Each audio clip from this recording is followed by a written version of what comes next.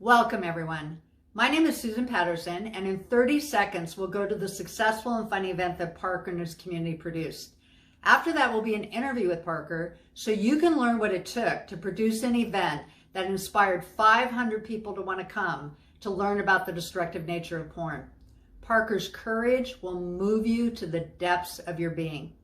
This interview is part of a series of interviews with people who are true heroes and heroines in the fight against human trafficking and child exploitation, and is part of my channel, whose mission is to mobilize the community by teaching everyone their part in the fight to protect the youth from sexual exploitation. You can find the channel link in the video description below, as well as a link for the site that Parker's family set up to support you in having a similar event. Please do subscribe to this channel and like and share this video. Thank you.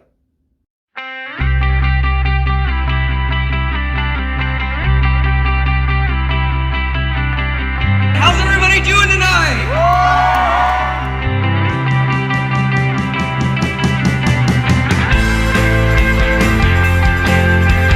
At Fight the New Drug, we presented over 400 schools, universities, communities across the world.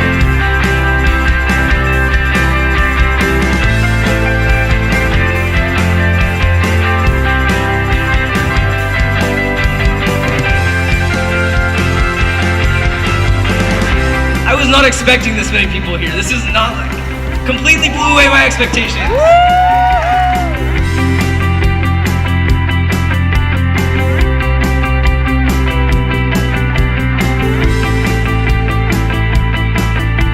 And that is the mission of Fight the New Drug, to raise awareness on the harmful effects of pornography using only science, research, and powerful personal accounts from people who have done it.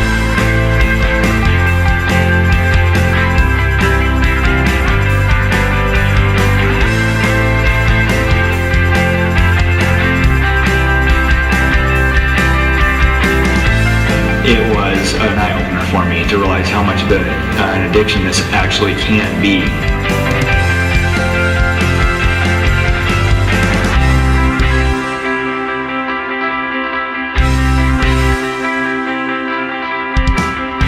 It's hard to do all of this alone.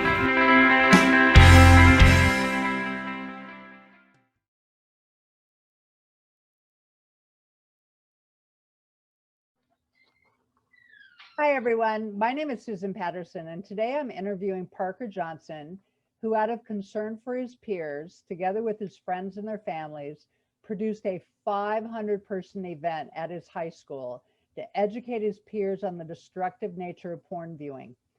We know that porn viewing creates fantasies that motivates users to buy sex in order to fulfill those fantasies, which creates the demand for human sex trafficking.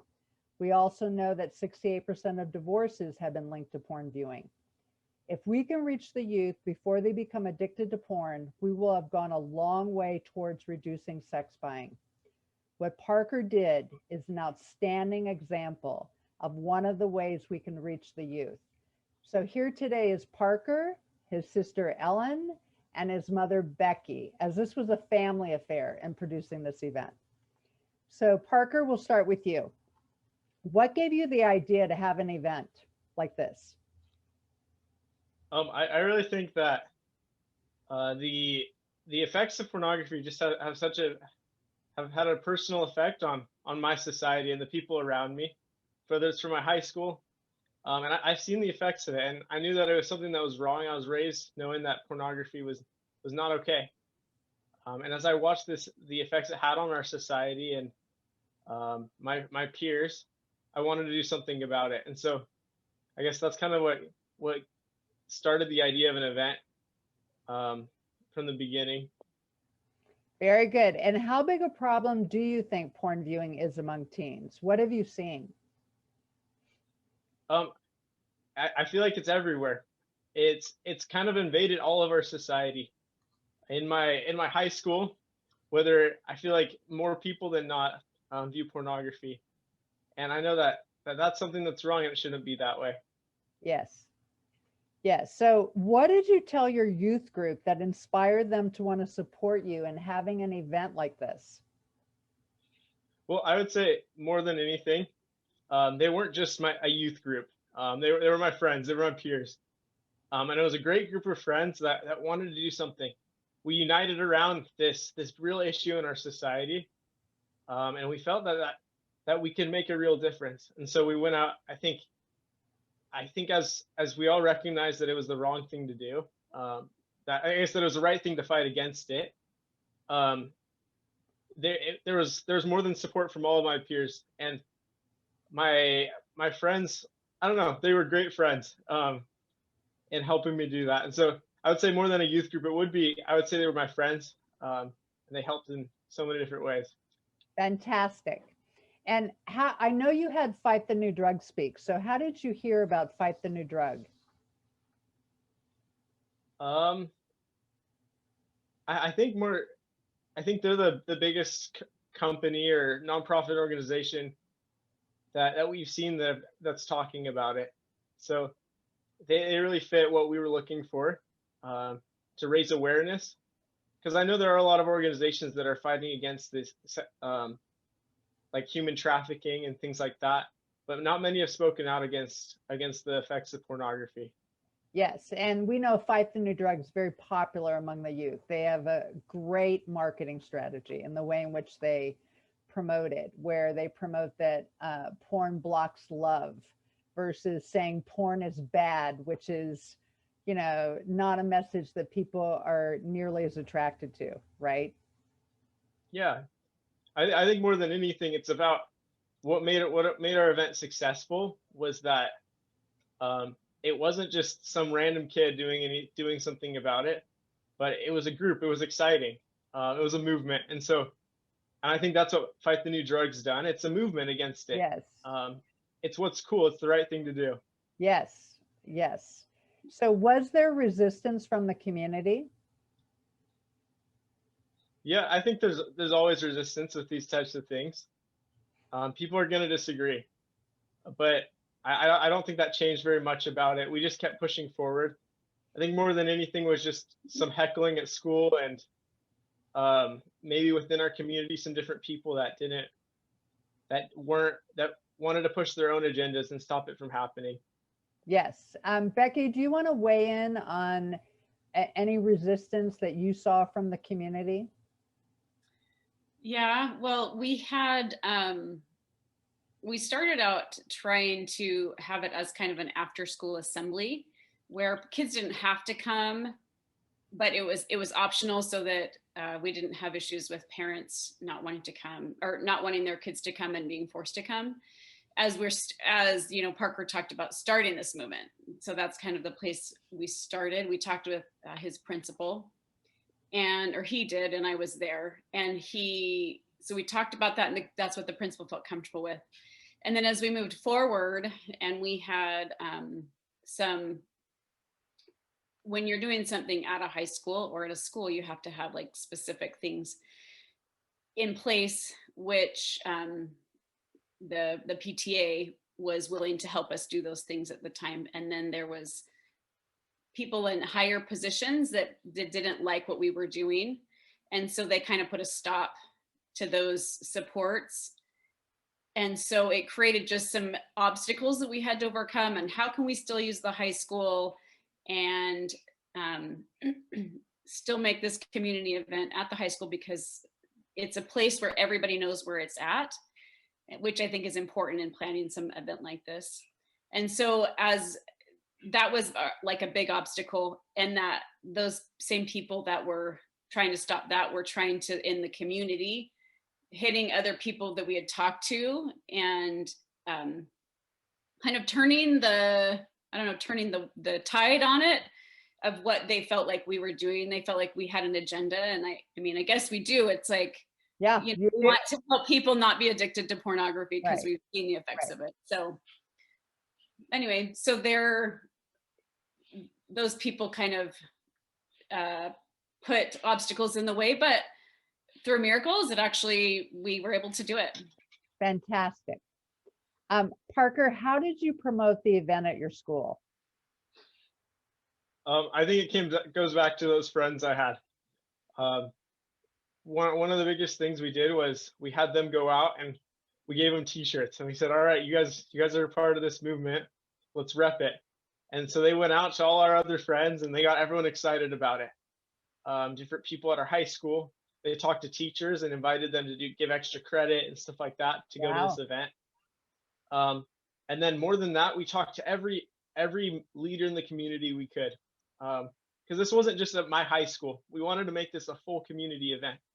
So we went to religious, educational, civic leaders, and we asked for their support. We asked them to advertise it, and to support this movement. And I think that's kind of how we got the support in the event. In a lot of ways, we had leaders from all sides of the community, whether it was educational or the civic side of it, and combine that with the youth movement, and the 500 people showed up. Wow, that's so impressive. And didn't you offer Chick-fil-A to the first number of people who showed up, something like that? Yeah, that was a really fun marketing point. We said free Chick-fil-A for everyone if you come, like at least for the first 100 people. I think that's what it was. I think it was, they had to bring, it was high school. We were trying to market to the high school kids. And so if they brought their student ID and they came, they could have a free Chick-fil-A sandwich, right? Yeah, Yeah. And I think I that's what heard, it was. I heard that was a big hit. It really was. Yeah. Very smart. Teens will always come for food, right? Right. Yeah, we know that. And I think one thing that Parker and Ellen tried to do is they tried to make it fun. I think they knew that if it was something that they would want to go to, then their friends and their peers would want to go. And we had lots of discussions about making it more like a social event or having a band and stuff like that. We ended up not being able to do all that because we had our hands full. But if someone else were trying to plan something, making it a fun event that teens are going to want to go to, and then they come and then they can have the presentation. And it's not like a bait and switch necessarily, but you got to attract teenagers to come somehow. So yeah, I would say for sure with that, it's got to be exciting. I think there was an energy in the air as we were approaching that event. Everyone knew about it and everyone knew it was going to be fun. And I think if it's just a lecture about something that's important, it may have some effects, but that movement, that excitement, really was what helped us. Very good. Ellie, do you want to weigh in about anything we've talked about so far, the promotion and the reaction of the students, or? I would just say, sorry. I was just say, why don't you tell them about how we kind of started everything? You were really involved in how it all started with the friends. Yeah, so when Parker decided that this is what the project that we wanted to do, it kind of came to a point where there was a lot of different aspects that we had to balance, whereas Parker and my mom and my dad and I, we all had to kind of balance the logistics of it and the community, and also the street team, these group of friends that we had that were helping us out, and it kind of became overwhelming for all just Parker to do. And so I feel like the thing that I really took over and started working on was our group of friends. We called them our street team. And we started with a No Porn November party. We had cookies. I think we talked about what the project was going to be. And then after we finished like 15 minutes of doing that, then we just kind of had a good time with all our friends. And we did a few more like little parties or trainings where, if someone brought up pornography to you, how would you react to it? Or, you know what I mean? We kind of did little trainings for our street team. And then we also encouraged our street team to, help raise money, because we needed to raise money for this assembly and get the word out. And I think that was the biggest part that I, had an impact on, is because there were so many different aspects of the community and we had some resistance, is that I was able to just kind of run the street team and help to the point where we could get this assembly with all of these youth and friends that were coming. And when the assembly did end up happening, we had all of our street team there. They all were wearing their shirts. They were helping out, passing out flyers. They were helping pass out Chick-fil-A. And it was just a super awesome event. but I don't think that we would have been able to do it without that group of youth and group of friends that we had, because they were a huge impact on getting the word out, making it sound fun, you know, getting support from the school, from the teachers. So I really do think that they were like a lot of the, you know, work that you don't see on the surface came from our street team for sure. Very good. Very good. So Parker, were you scared to put yourself out there like that? And if so, how did you deal with your fear? I think generally I'm not super scared of those types of things. I think it's anything. I think it's pretty funny, honestly. But I think one of the ways that for sure I combated some of that heckling and maybe some of those different people coming back at me about it was telling them what I know and what I believed, and just being clear about it, like that. This is what I know is true, and never fighting about it or anything like that, but really focusing on what those effects are and explaining it. I don't think generally people were super negative about it, but and any of those negative responses, it's from a small minority that really cares that much to say something about it. Very good. And what was the students' reaction to what they heard from Fight the New Drug? Super positive. I think everyone that went really enjoyed the event. Some of them, people that I would never have expected to go, showed up. Wow. And they afterwards, I think one of them, they got a t-shirt at the event. They won a t-shirt and they ended up wearing it to school the next day and was like showing it off to everybody. And I thought that was pretty cool. That at least had that effect on one person. That is awesome. Is there anything any of the three of you would like to add to what we've talked about? I think if you're talking, like if I'm talking to other adults who are trying to help some kids to make a difference, a couple pieces of advice I would give is just help them to be successful. So when they're going to go in and talk to their principal, you know, prepare with them, help them, let them prepare and come and then kind of have them come to you and say, okay, so tell me what you've got. And then as a teenager or as an adult, I guess, we have a lot more experience. And so we can help them to become more successful in approaching the person that they're going to go approach. And then support them, have them practice with you. And ask them questions and then support them as they go, be there. And then if they need you, you're there on the side to help. Don't take over, let them be in charge. We call it shadow leadership, being a shadow leader in our family. I like that. So then, but you send them in to have success. And then once they've had a little bit of success, they actually grow into the leader that you want to help them to become. And so then they can, the next visit, you have to help them less. And then the next one and the next one, it just breeds and they become that leader that you're hoping they'll become. Yes. And in my experience of your children, they are definitely leaders. Thank So you. what you're doing is working. So you are a fabulous example Thank of that. And I know that your faith played a very important part in this and for all of you. And it's just so inspiring what you did to all families. And I know this interview and when they see the event is just going to hopefully inspire other teens to take on really educating their peers, because I know a lot of teens are bothered by this, but they don't quite know what to do. And your willingness to step out there, all of you, in doing this is going to create, you know, an opening for them to step up and do something. So it's just phenomenal. I am so moved and inspired by all of you. Thank you. If I could add one last thing. Oh, please go, please. Yeah, I think one of the greatest things I noticed was empowering us, empowering the youth. I think each and every single one of us can make a difference. I think my parents have done a great job empowering us as children, and in my church, same types of things. And they empowered me to be a leader, and to go out and make a difference. I think each and every one of the youth in every town, every high school, there's people out there that can make a difference.